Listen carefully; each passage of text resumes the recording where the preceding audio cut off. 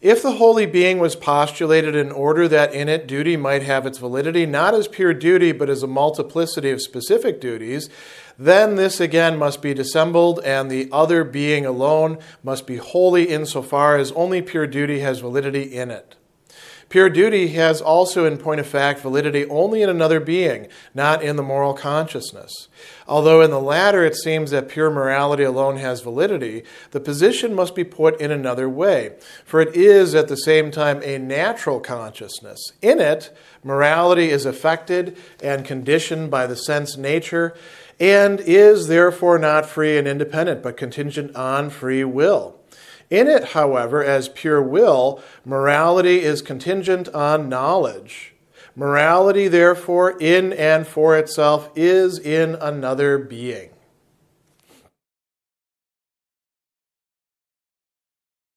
We're now nearing the end of this section, Dissemblance or Duplicity, Verstellen in German.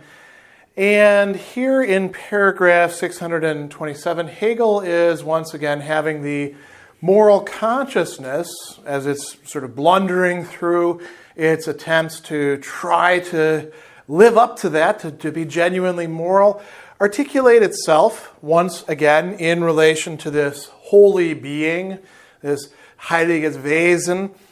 You could also say holy essence if you want, and you wouldn't be off track there, because in a way it really is the essence in the sense of being the universal, or what's supposed to be there in the moral consciousness. And he begins this passage by talking about, again, specific duties and pure duty. And specific meaning not just particular, but duties that we actually have in relation to real people, in real situations, or perhaps even imagined situations, but they are conditioned by some sorts of limitations. They don't apply to every single case, although they could be quite general. They're not the same thing as pure duty itself. But what is pure duty itself?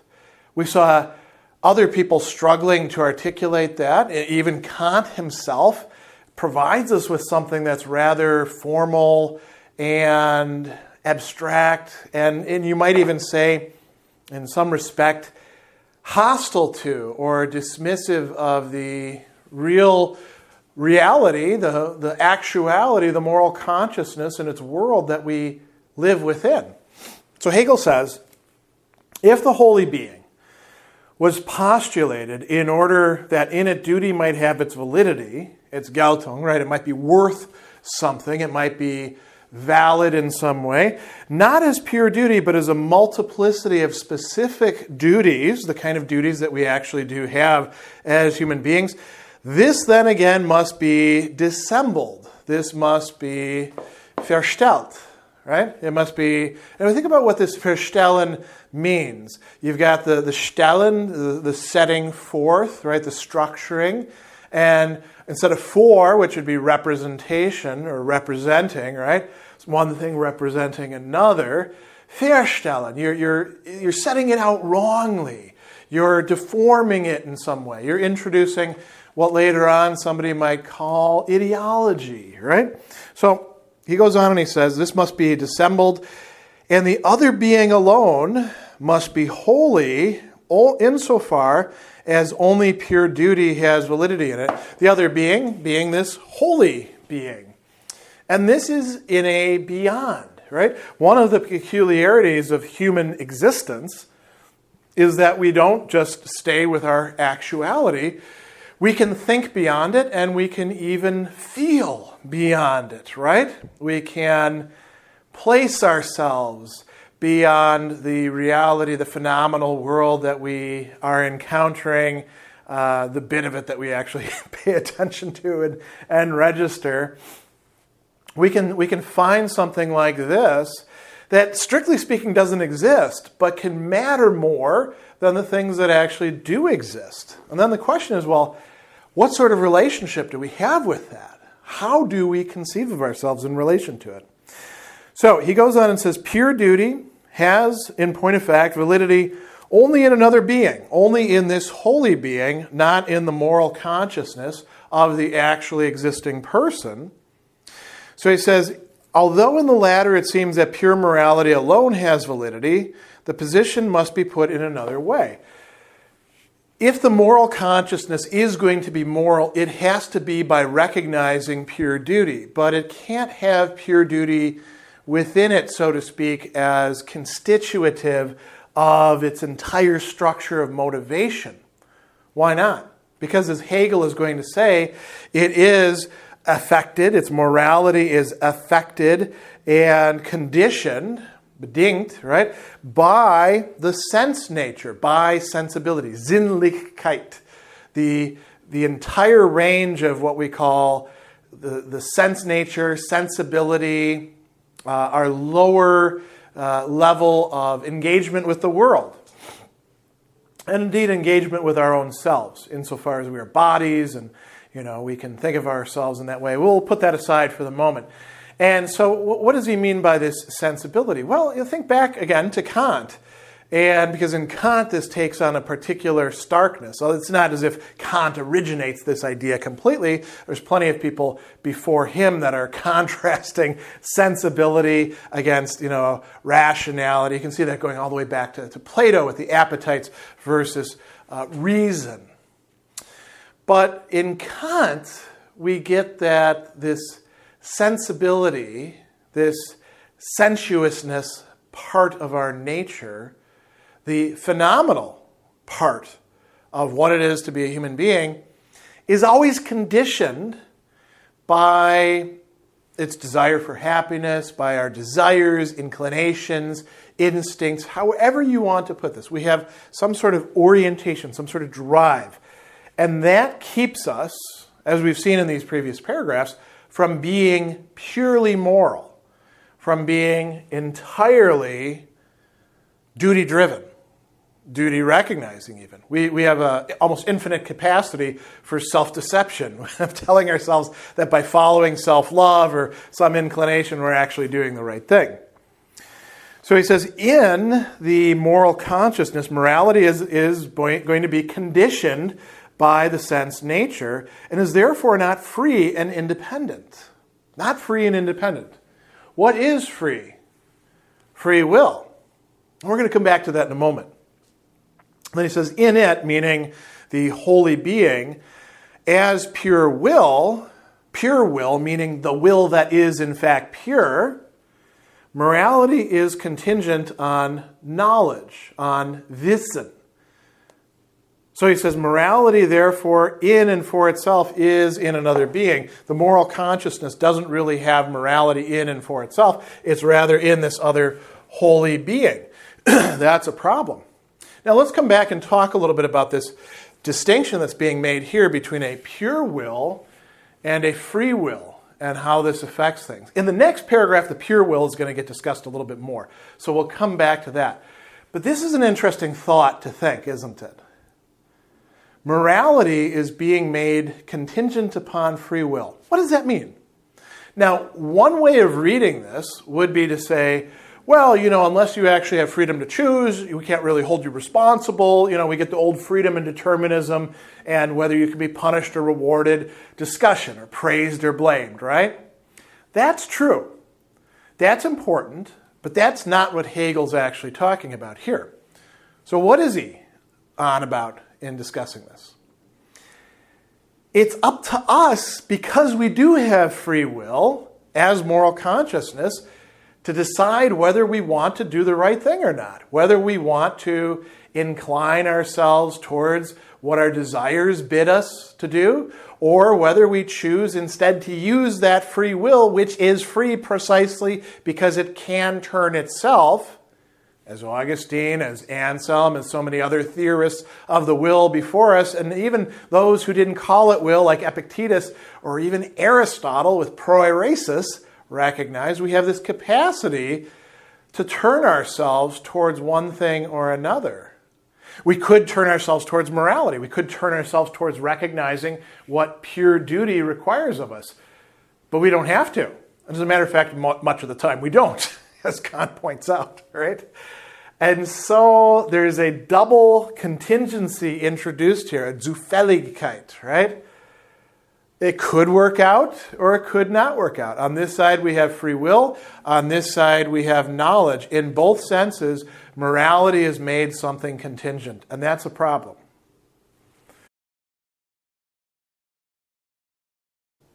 This other being, then, is here the purely perfect morality, for in it morality does not stand in a relation to nature and sense. But the reality of pure duty is its realization in nature and sense.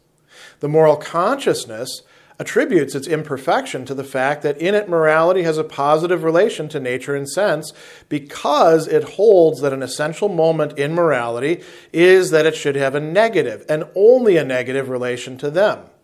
The pure moral being, on the other hand, because it is above the struggle with nature and sense, does not stand in a negative relation to them.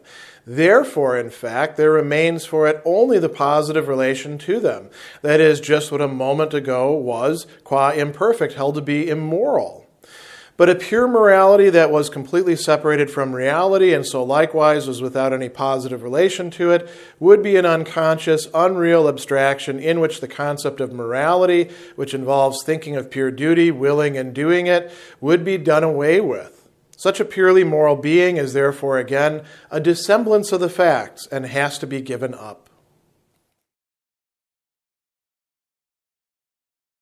In paragraph 628, again, we're going to see counterpoised to each other these two same sides, but now the initiative is going to shift back over to the side of the imperfect moral consciousness, the actually existing human being who is recognizing and attempting to be moral by fulfilling some duties at least, and who recognizes the failure on their part that they have greater duties, indeed a pure duty that they ought to be living up to.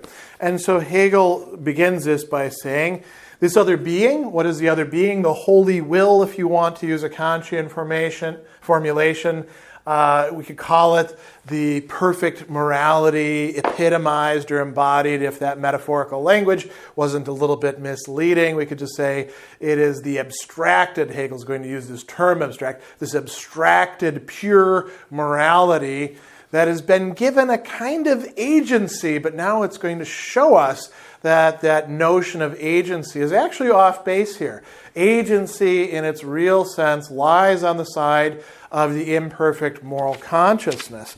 So Hegel begins by saying that this other being is here the purely perfect morality. Notice, pure and perfect. It's brought about to its fulfillment. It is pure. It has been purified of any sort of admixture or determination or conditioning by sensibility, by reality or actuality of human beings. And you could say, well, what is that then?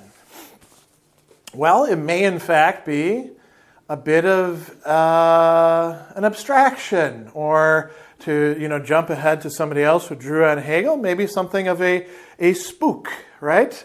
A spirit that isn't really Geist in its full sense, but sort of something that we construct and project out there. You can get that from Feuerbach or Stirner, plenty of others as well. That's a real danger in talking about pure morality, isn't it? That we lose sight, if we don't think it through all the way, we lose sight of what it is that is telling us what to do isn't really fit to tell us what to do because it doesn't have the actuality that we are ascribing to it. It doesn't have, to use the previous paragraph's formulation, it doesn't have the validity, the Gültigkeit that we want it to have. So he goes on and he says, the reality of pure duty is its realization. It's being made wirklich. It's being made actual in nature and in sense. What do we mean by this? In this world that we actually do live in, and about which we can make at least generalizations, if not laws, not only about natural processes, physical processes, biological processes, but even psychological and sociological generalizations as well. Things like people tend to like people who give them nice things, those sorts of generalizations that do admit of many other possibilities, as Aristotle points out, but which we can trust for the most part. And why can we trust it for the most part? Because the natural world, insofar as it has to do with wills, those wills are largely conditioned by desires, inclinations, habits. And in that sense, they're less than free. And in that sense, when they do the right thing, if they do the right thing, for example, because they've been educated and conditioned from birth to do the right thing, they're not really doing the right thing in a full sense. They're not fulfilling strict duty. What about sense? The world of sense, sensibility. We just talked about that in the previous paragraph, right? Again, we have this world in which we are drawn to objects, in which we feel desires and inclinations motivating us. So, we can go on from that. And he says, the reality of pure duty is its realization in nature and in sense, in this world that we live in. And this is something worth dwelling on a little bit. There's a continual movement in Hegel's thought that runs throughout the entire phenomenology and indeed his philosophy in general. It's sometimes articulated in saying that the rational is real and the real is rational, and people take that as an endpoint when really it's describing what ought to be the case. The rational, whatever it is that we're thinking, whatever highest thing that we're grappling with, that we orient ourselves towards and say, wow, I want some of that. I'm going to change myself to fit this. I'm going to change my thinking, my feeling, my acting, my willing, my relations to others so that I can be part of this. That has to be made real. It has to be made actual. Likewise, the actual, just by itself, is kind of stupid and meaningless and requires being made rational. Not rational in a sense where it's being deprived of everything that makes it interesting. Rational in a full sense, which would take the world in front of us and show us deeper aspects to it. That's what sublation, Aufhebung, is really about. And that's driving the whole process. And here it's happening with morality. All right, back now from the heights of sort of generalizing about Hegel back to this section. So Hegel says that the moral consciousness attributes its imperfection at this stage, right? It's attributing its imperfection to the fact that in it morality or pure duty has it has a positive relation to nature and sense. What does that mean that it has a positive relation to nature and sense? In a living human being, in a real person, whatever is going to be occurring or even driving a person in terms of morality or pure duty is going to happen because of the choice of that person. We just talked about this in the last paragraph. Their free will conditions or makes contingent morality, right? And it does so in a realm of nature or sense. We can think of our drives, our inclinations, our experiences. All of that impinges upon morality. It has a positive relation to it. Not positive in the sense of positive value, but positive in the sense that it's saying you can fit into this framework. We're going to connect up together.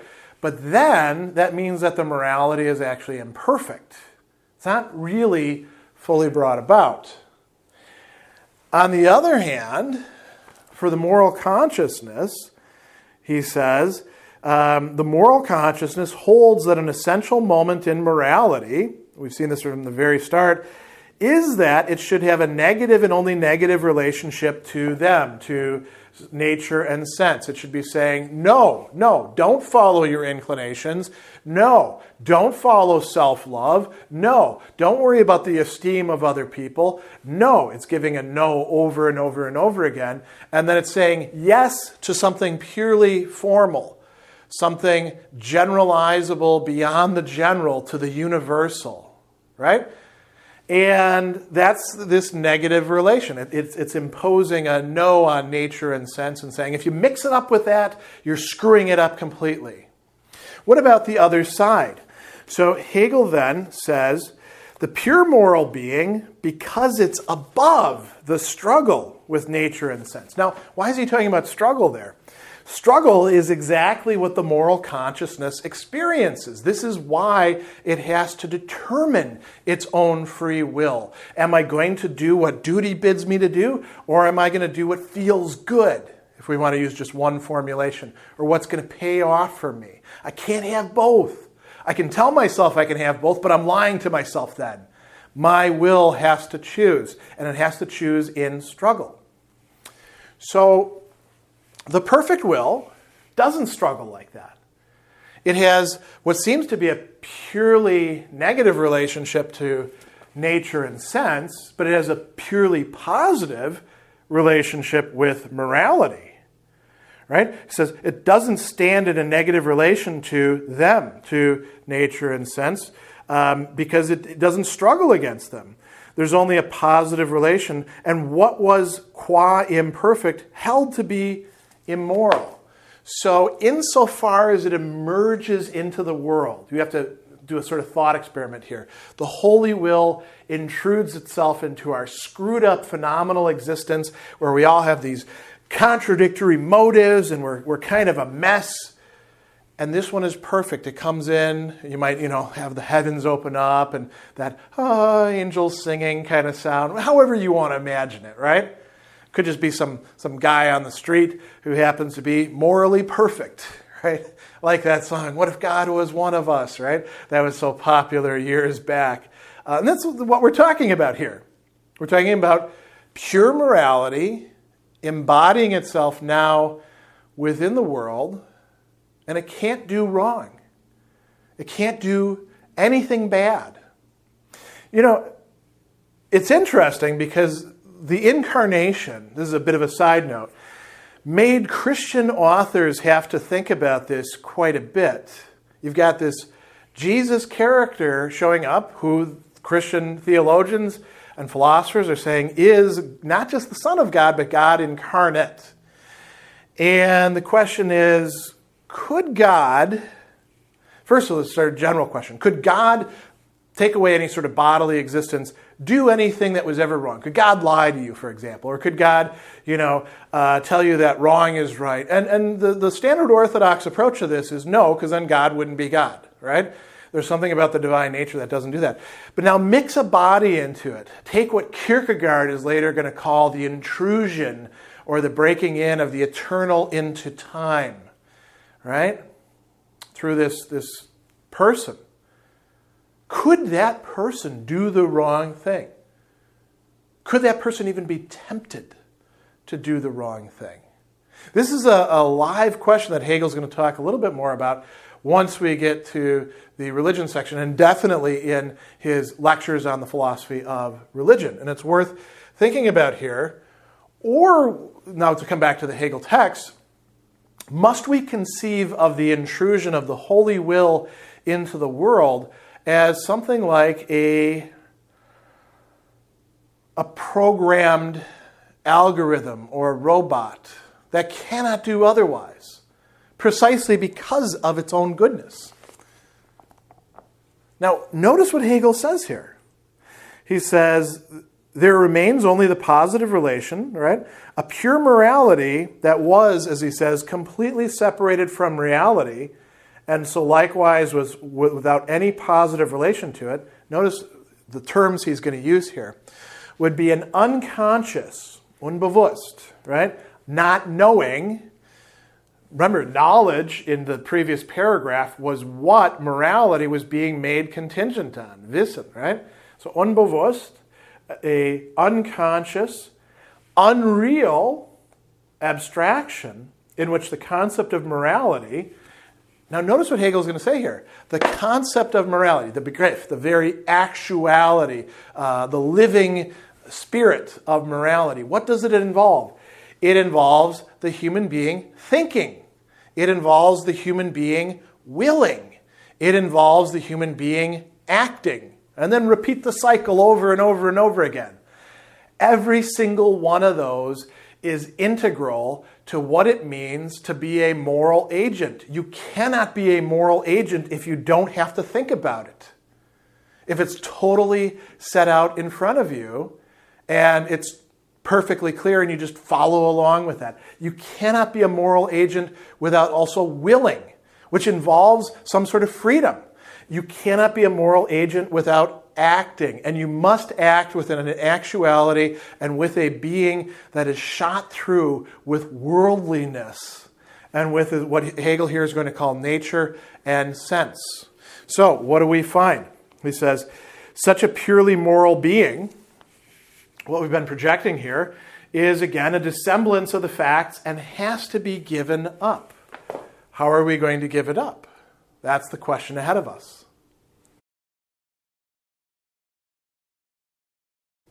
In this purely moral being, however, the moments of the contradiction in which this synthetic presentation of them flounders about are brought closer together, and consciousness lets these opposites follow one after the other, one always being replaced by the other, without bringing its thoughts together, so that in the end it is forced to give up its moral view of the world and seek refuge within itself. Here in this short paragraph, 629, Hegel is engaging in a bit of summing up and also leading us to something not entirely new, but at least an alternative to these. And we're getting very close to the end of this section. There's only 2 more paragraphs after this, and they're going to really be working out and leading into the next final section of morality on the basis of what's happening or what's realized here in this paragraph. So Hegel tells us that in this purely moral being, which he's now revealed to us to be an abstraction, unreal, unconscious, moral consciousness is not able to find its home.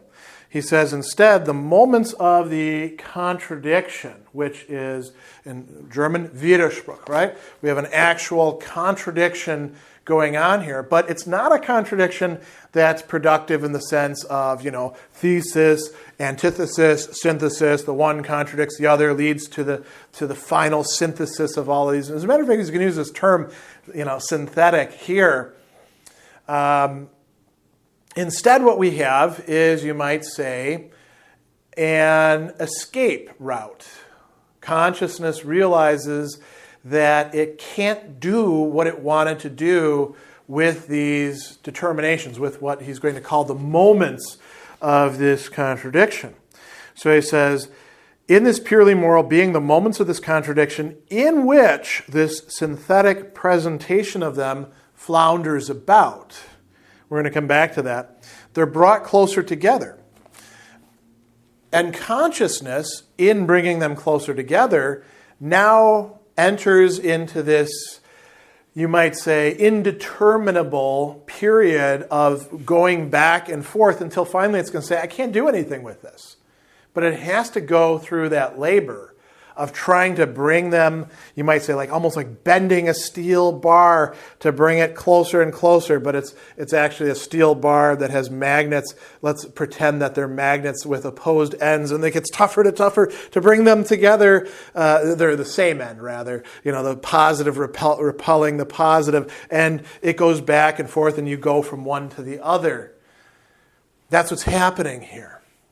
And notice that what we've got in this entire section is a Verstellung, right? Dissemblance. This purely moral being is itself a dissemblance on the part of the moral consciousness.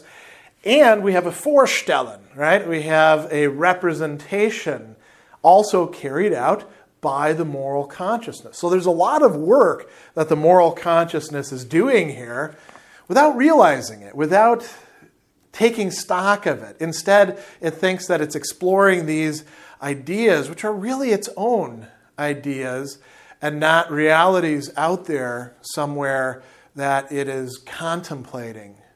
And so he says, consciousness lets these opposites, these opposed moments, and what does he mean there? All these opposed moments in these dialectics that we have traversed through this section and the previous section of morality, where, we're, say, opposing happiness to morality, or nature to morality, or the moral consciousness to pure duty, whatever it happens to be, we're not able to bring these ideas together and hold them in some sort of synthetic unity. Instead, we have a synthetic presentation which doesn't do justice to them. We are able to present them, we are able to represent them, but it doesn't fully make sense. It's not yet at the level of the concept, the notion, the Begriff. So he says, these follow one after the other, one always being replaced by the other without bringing its thoughts together. What is the end result of this? He says, in the end, it's forced to give up its moral view of the world and to seek refuge in itself. So the moral view of the world, which we began with, not only at the beginning of this section, but the previous section, the entire morality section, the moral view of the world, has been abandoned. And now it takes refuge in itself. Does this mean that it's going to give up on morality altogether? No. The answer is pretty clear about that. But then how is it going to find within itself what it couldn't find in all of these dialectical investigations of morality and the moral view of the world and the moral consciousness? Well, that's what we have to see coming up in the next few paragraphs and in the final section of this morality portion of the work.